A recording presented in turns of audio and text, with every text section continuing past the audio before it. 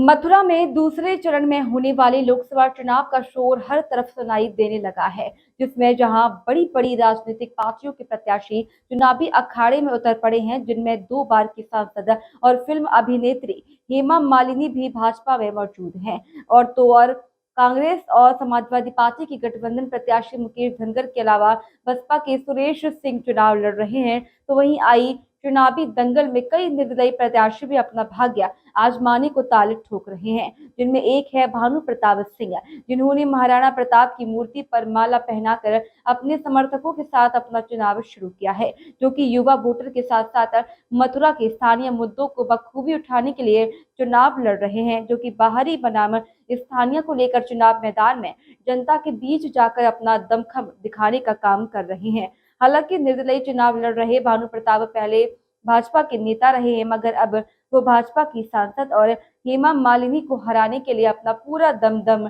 चुनाव में लगा रहे हैं, जिसका मानना है कि 10 साल तक भाजपा की सांसद हेमा मालिनी मथुरा में कोई रोजगार, व्यापार या युवाओं के लिए शिक्षा के साथ अन्य सुविधा मुहैया नहीं करा पाई हैं। जबकि यहाँ यमुना मैया के सुदृढ़ीकरण और बंदरों के आतंक का बड़ा मुद्दा है, जिसे लेकर वो अपना चुनाव लड़ रहे हैं। वहीं अपने चुनाव और मुद्दों को लेकर निर्दलीय प्रत्याशी भानु प्रताप ने आवाज न्यूज से खास बातचीत में क्या क्या बोला, आप भी देखिए, हम आपको दिखाते हैं। मथुरा में इस समय लोकतंत्र का उत्सव मनाया जा रहा है, जिसमें लोकसभा चुनाव है और लोकसभा चुनाव में कई प्रत्याशी यहाँ मथुरा से हैं। उनमें से एक है भानु प्रताप सिंह, जो कि यहाँ पर सांसद हेमा मालिनी के खिलाफ चुनाव मैदान में है। उनके साथ साथ कई अन्य पार्टियों के प्रत्याशी हैं और वो इस समय अपने जनसंपर्क के दौरान है। हम उनसे बात करते हैं कि किन मुद्दों के साथ वो चुनाव में जा रहे हैं और क्या उनका प्लान है जो कि मथुरा के लिए उन्होंने सोचा है। जी भानु जी, बहुत बहुत धन्यवाद, आप हमारी बाइट लेने के लिए आप आए हैं। और हमारे मुद्दे हैं युवाओं का रोज़गार। जनपद की इकाइयों में सबसे पहले अगर किसी को मौका मिले तो मथुरा के युवा को मिले। मथुरा के युवा को दिल्ली, फरीदाबाद कहीं जाके भटकना नहीं पड़े, ये हमारी सबसे पहले युवा को जनपद में रोज़गार दिलाना हमारी प्राथमिकता है। दूसरी हमारी प्राथमिकता रहेगी खारे पानी से जनपद को मुक्ति। हमारी माताएं बहनें आज भी 2-2, 3-3 किलोमीटर शाम को पानी के लिए परेशान होना पड़ता है, तो उस खारे पानी से के दंश से मुक्ति दिलाना हमारी प्राथमिकता है। उद्योग जगत जो आज करा रहा है मथुरा का, शहर में जो बंदरों की समस्या हैं, उन सब का एक समावेश करके एक अच्छे से समस्या का समाधान निकालना, ये हमारी प्राथमिकता है। मथुरा में आपके सामने ड्रीम गर्ल कही जाने वाली हेमा मालिनी है, क्योंकि आप भी पहले भाजपा से थे, आज उनके सामने टक्कर पे हैं। कैसा लग रहा है और किस तरह का चुनाव मैदान में टक्कर उनकी जनता से है और जनता ने इस बार परिवर्तन का मन बना लिया है और 100% अब 100% मिनट से लेके ऐतिहासिक निर्णय मथुरा की जनता देने वाली है। 4 जून को रिजल्ट आएगा। इस बार मथुरा की जनता बम्बई के प्रत्याशी को मुंबई भेज देगी और स्थानीय प्रत्याशी को दिल्ली भेज देगी। क्योंकि आपने कहा कि मैं ब्रज का बेटा हूँ, लोकल हैं आप, तो लोकल के हिसाब से क्या प्लान है आगे की?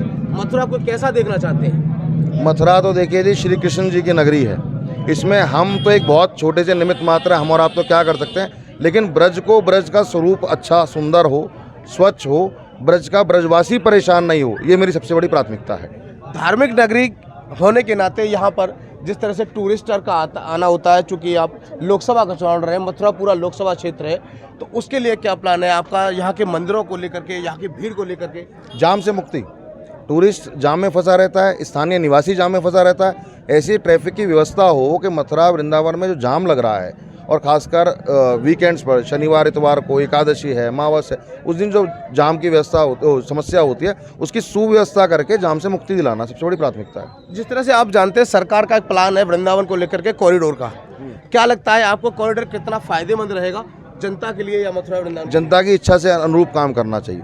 अगर जनता चाहती है, वहाँ के लोकल व्यक्ति चाहते हैं कॉरिडोर बने, तो कॉरिडोर बनना चाहिए। अगर वो नहीं चाहते तो उनकी भावना का सम्मान करना चाहिए। हम बिना लोगों के बीच में बिठाए लोगों पे जैसे प्रत्याशी थोपा गया है, कोई निर्णय नहीं थोपना चाहिए। यहाँ की जो प्रत्याशी हैं पिछले 10 साल से हैं, आप उनके विकास को लेकर के कितना क्या कहेंगे, कितना वो लोगों में अपनी छाप छोड़ पाई हैं, या जिस तरह से आप अब चुनाव मैदान में जा रहे हैं, लोगों में किस तरह की प्रतिक्रिया देखने को मिल रही है? बहुत रोष है, बहुत रोष है लोगों में। इतना रोष किसी प्रत्याशी के प्रति मैंने कभी अपने जीवन में नहीं देखा, कभी भी नहीं देखा। और इस बार इसीलिए लोगों ने मन बना लिया है, जनता ने मन बना लिया है, और जनता ने हमको अपने प्रत्याशी के रूप में पंचायत करके चुन के भेजा है कि आप चुनाव लड़ो। हमें तो जनता चुनाव लड़ा रही है, हमें तो ब्रजवासी चुनाव लड़ा रही है, हमें तो बड़े बुजुर्ग युवा साथी माताएं बहनें चुनाव लड़ा रहे हैं। और तो देखा आपने, ये थे भानु प्रताप। आप देखते रहिए सुरेश सैनी आवाज न्यूज़ के साथ।